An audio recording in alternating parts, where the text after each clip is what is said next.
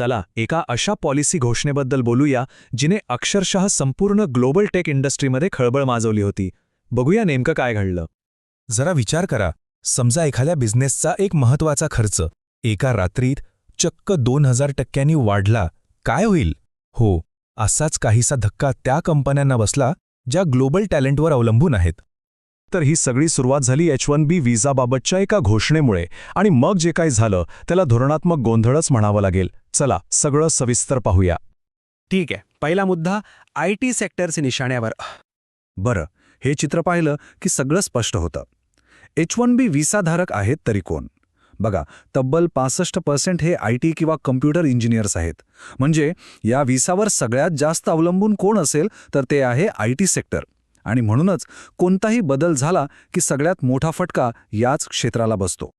आता दुसरा मुद्दा, याचा नेमका इम्पॅक्ट कसा झाला, म्हणजे होणाऱ्या नुकसानीचा आवाका किती मोठा होता हे समजून घेण्यासाठी आपल्याला आकडे बघावे लागतील. चला तर मग पाहूया मोठ्या कंपन्यांवर याचा काय परिणाम झाला. इथं बघा, धोका किती मोठा आहे हे लगेच लक्षात येईल. एम्फेज सारख्या कंपनीसाठी तर तब्बल 82% रेव्हेन्यू हा अमेरिकेतून येतो. म्हणजे विचार करा, प्रत्येक 100 रुपयांच्या कमाईतले 82 रुपये अमेरिकेतून येतात. आता तिथल्या मार्केटमध्ये थोडा जरी काही बदल झाला तरी किती मोठा फटका बसू शकतो, नाही का? आणि हे फक्त एम्फसिस किंवा पर्सिस्टंट पुरता मर्यादित नाहीये. ही यादी बघा, TCS, इन्फोसिस, विप्रो, जवळपास सगळ्याच मोठ्या भारतीय IT कंपन्या अमेरिकेच्या बाजारपेठेवर मोठ्या प्रमाणावर अवलंबून आहेत.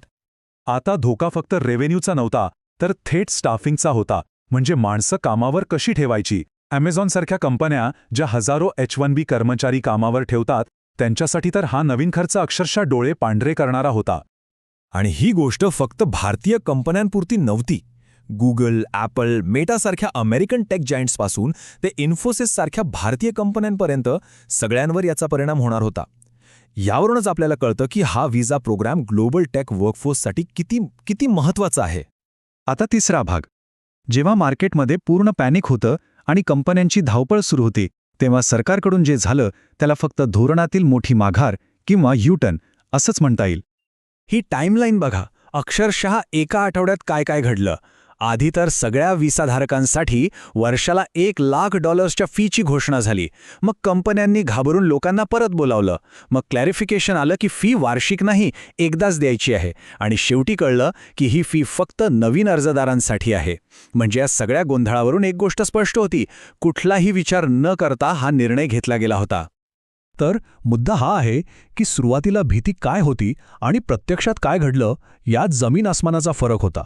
आधी वाटलं की वर्षाला $1,00,000 भरावे लागतील, तेही सगळ्यांसाठी. पण नंतर कळलं की फी फक्त एकदाच भरायची आहे, आणि तीही फक्त नवीन अर्जदारांसाठी. त्यामुळे जो मोठा आर्थिक फटका बसणार होता तो तात्पुरता तरी टळला. ठीक आहे, तर आता चौथा आणि शेवटचा मुद्दा. जरी तात्पुरतं संकट टळलं असलं तर या सगळ्या गोंधळामुळे एक अनिश्चितता मात्र कायम राहिली आहे.